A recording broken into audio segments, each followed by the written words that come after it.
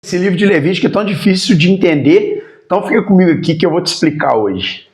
Se Gênesis nos mostra o homem caindo e Êxodo mostra Deus libertando o homem, Levítico responde à pergunta: como um Deus absolutamente santo pode continuar habitando com um povo completamente pecador? No hebraico, Levítico recebe o nome Vaikra, que significa "e ele chamou". É interessante perceber isso. Em Gênesis, Deus cria, em Êxodo, Deus liberta, e agora em Levítico, Deus chama. Primeiro, Deus salva. Depois, Deus ensina como viver. Isso continua sendo assim nos dias de hoje. Nós não obedecemos para sermos salvos. Obedecemos porque fomos salvos. O problema de Levítico não é a lei, as regras que foram colocadas. É o homem. Imagine comigo essa cena. No final de Êxodo, a glória de Deus ela desce sobre o tabernáculo.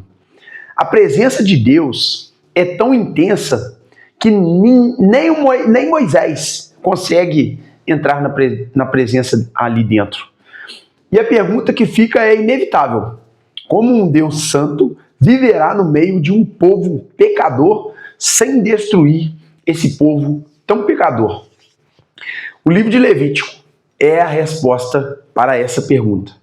Todo o livro gira em torno de duas palavras: santidade e expiação.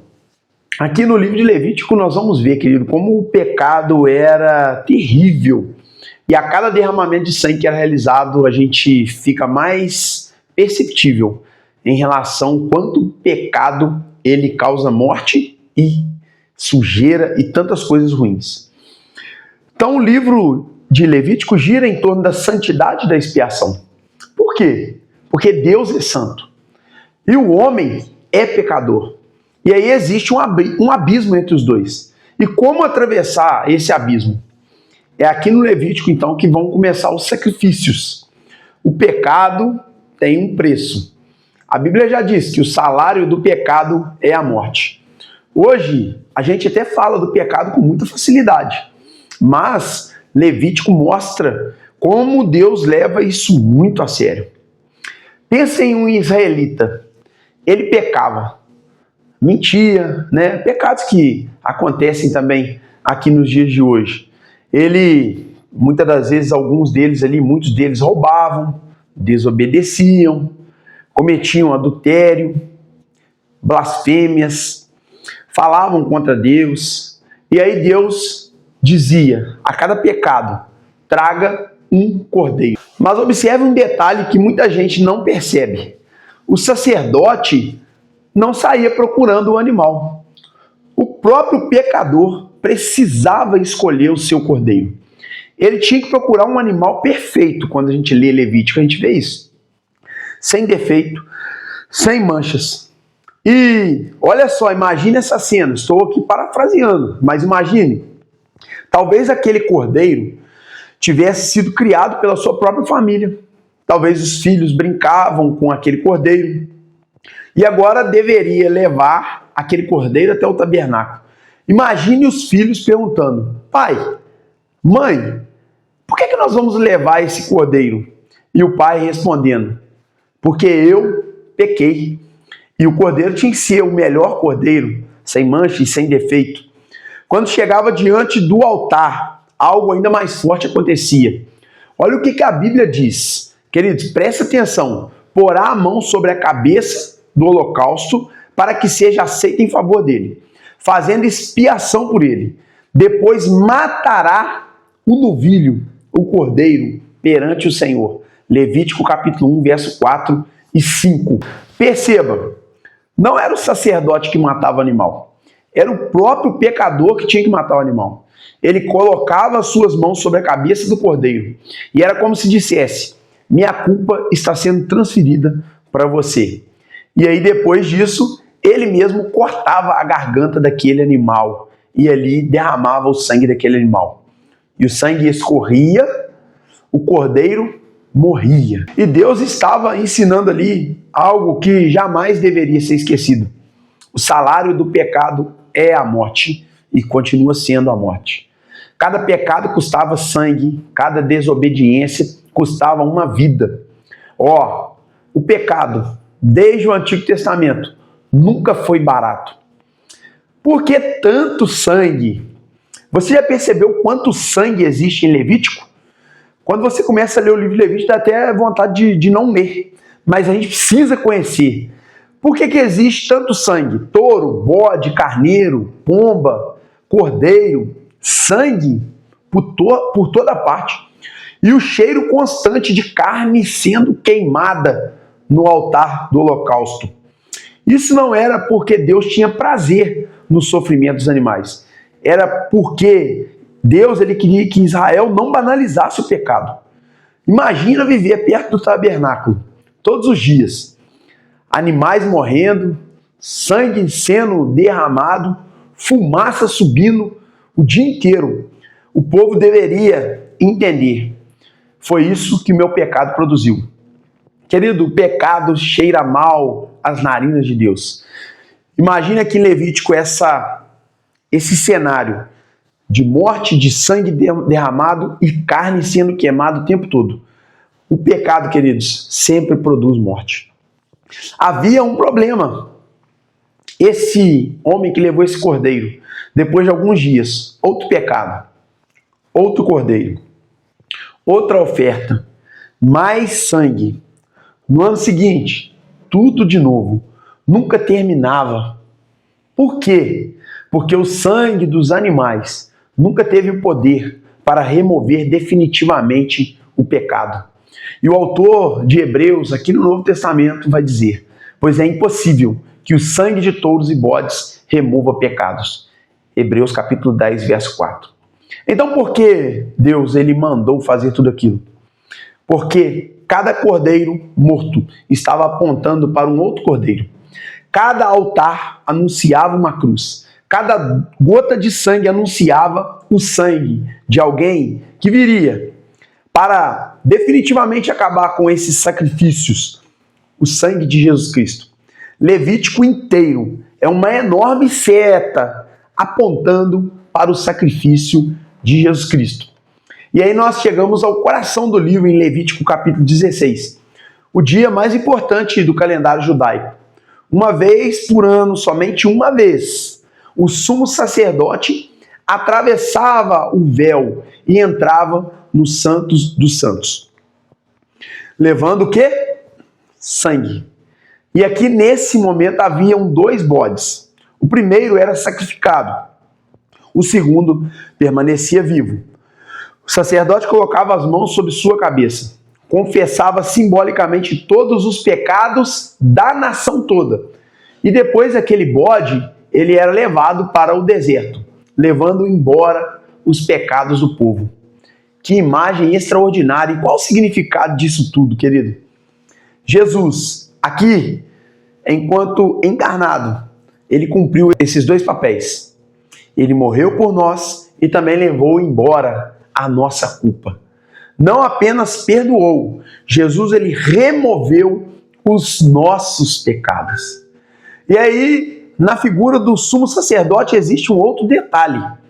Antes de interceder pelo povo, o sumo sacerdote precisava oferecer sacrifício por si mesmo, porque ele também era pecador. Esse sumo sacerdote que representava Deus falando ao povo, ele era o mediador. Ele está aqui também representando uma figura que lá na frente não precisaria mais de fazer algo diferente. Jesus, sabe, ele é o nosso sumo sacerdote. Mas ele não precisou oferecer sangue por si mesmo. Ele entrou na presença do Pai levando o seu próprio sangue. Ele é ao mesmo tempo o sacerdote, o altar, o sacrifício e o cordeiro. Tudo converge para Cristo. A lei, ela não salvava, nunca teve o poder para salvar. E aqui está uma das maiores lições do livro de Levítico. Muitos pensam que Deus deu a lei para salvar Israel. Não. Por quê, querido? Porque a lei, ela nunca salvou ninguém. Ela apenas revelou o pecado. Imagine um espelho. O espelho mostra que seu rosto está sujo. mas o espelho não consegue limpar o seu rosto. Assim é a lei. Ela revela a nossa condição, mas não pode transformá-la.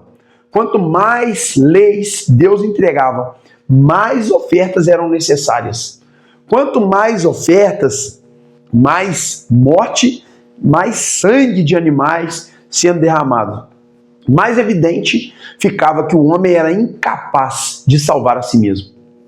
Levítico é a prova de que a religião por si só nunca conseguiu resolver o problema do pecado.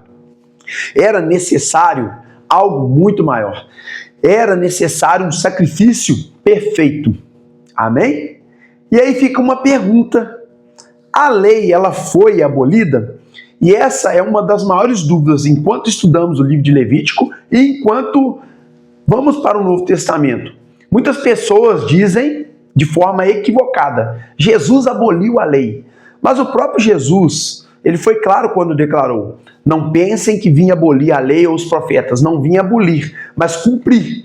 Pois eu lhes digo a verdade que enquanto existirem céus e terra, nem a menor letra ou o menor traço desaparecerá da lei até que tudo se cumpra. Mateus 5, 17 e 18. Então o que significa isso? Que a lei dada por Moisés possuía diferentes aspectos. As leis cerimoniais regulavam os sacrifícios, o sacerdócio, as festas, alimentos rituais, todo o funcionamento do tabernáculo. Essas leis eram sombras que apontavam para Cristo. Quando Jesus ofereceu o seu sacrifício perfeito, elas encontraram seu cumprimento. Não precisamos mais levar cordeiros ao altar, porque o verdadeiro cordeiro já foi sacrificado uma vez para sempre. O autor de Hebreus mostra que aqueles sacrifícios eram repetidos continuamente porque eram insuficientes. Cristo, porém, ofereceu um único sacrifício eterno. Hebreus capítulo 10, 11 ao 14 vai falar isso. Também existiam leis civis que organizavam a nação de Israel como Estado teocrático. Muitas delas estavam ligadas diretamente à vida nacional de Israel e não são aplicadas hoje na igreja. Mas existem leis morais que revelam o caráter de Deus. Essas não mudam porque Deus não muda. Por isso continuam válidas como princípios, como amar a Deus sobre todas as coisas, amar ao próximo, honrar o pai e a mãe, não matar, não adulterar, não furtar, não mentir, não praticar idolatria, não buscar o ocultismo, não explorar os pobres, não mudar o marco do vizinho, não cometer injustiça, não odiar o irmão, viver em santidade e tantas outras. Aliás, um dos textos mais citados, no Novo Testamento está em Levítico. Ame o seu próximo como a si mesmo, que é Levítico 19, 18. Jesus falou isso lá, amar a Deus sobre todas as coisas é o próximo como a si mesmo, resumindo os mandamentos. Jesus chamou isso de o segundo maior mandamento, de amar ao próximo como a si mesmo. Outro exemplo é: sejam santos porque eu sou o Senhor Deus de vocês e sou santo. Levítico 19, 2. Séculos depois, o apóstolo Pedro cita exatamente esse versículo para a igreja em 1 Pedro, capítulo 1, verso 15 e 16, mostrando que o chamado à santidade permanece. Perceba a diferença. Nós não obedecemos para sermos salvos, nós obedecemos porque somos salvos. A obediência não é a causa da salvação, é fruto da salvação. Jesus não anulou a santidade exigida pela lei. Ele nos capacita pelo Espírito Santo a viver aquilo que a lei apontava. Paulo diz em Romanos 7,12, assim a lei é santa e o mandamento é santo, justo e bom. O problema nunca foi a lei, o problema sempre foi o coração do ser humano. Jesus é o cumprimento de Levítico. E aí nós vamos chegar ao Novo Testamento. Quando João Batista vê Jesus, ele não diz eis o mestre, eis o rei. Ele diz, João capítulo 1, verso 29, eis o Cordeiro de Deus que tira o pecado do mundo. Todo judeu que estava ali entendeu imediatamente. Eles haviam passado séculos levando cordeiros ao altar para serem sacrificados. E agora Deus está dizendo, chega, agora eu mesmo providenciei o cordeiro. Na cruz, Jesus fez o que milhões de cordeiros nunca conseguiram fazer. Os animais apenas cobriam um pecado por um tempo. Cristo removeu o pecado para sempre. Os sacerdotes ofereciam sacrifícios diariamente. Jesus ofereceu um único sacrifício. O véu do templo separava Deus do homem. Quando Jesus morreu, o véu foi rasgado de alto a baixo. O caminho, então, ficou aberto. O que nós podemos concluir? Levítico parece um livro cheio de sangue, regras e sacrifícios, mas na verdade é uma carta de amor escrita por um Deus santo para mostrar verdades eternas. A primeira é que o pecado é infinitamente mais grave do que imaginamos. Cada cordeiro morto, cada altar ensanguentado, cada oferta repetida proclamavam que a culpa exigia morte. A segunda é que a graça de Deus é infinitamente maior que o nosso pecado. Todo aquele sistema sacrificial era provisório. Deus estava ensinando seu povo a esperar pelo dia em que não seria mais pecador, levando um cordeiro ao altar. Mas o próprio Deus entregou o seu filho como cordeiro perfeito. Por isso, Levítico termina aos pés da cruz. Aquilo que milhares de animais jamais puderam realizar, Jesus realizou de uma vez por todas. Ele é o cordeiro sem defeito, o sumo sacerdote perfeito, o sacrifício definitivo e a única ponte entre Deus e o ser humano e a humanidade pecadora. É por isso que precisamos entender Levítico, porque sem entender Levítico, jamais a gente entenderia o significado da morte e da ressurreição de Jesus na cruz do Calvário. Queridos, deixe seu comentário, se inscreva nos meus canais aqui no YouTube, TikTok, Facebook e Instagram, Pastor Laio Nunes. Deus abençoe sua vida poderosamente e até o próximo livro de Números.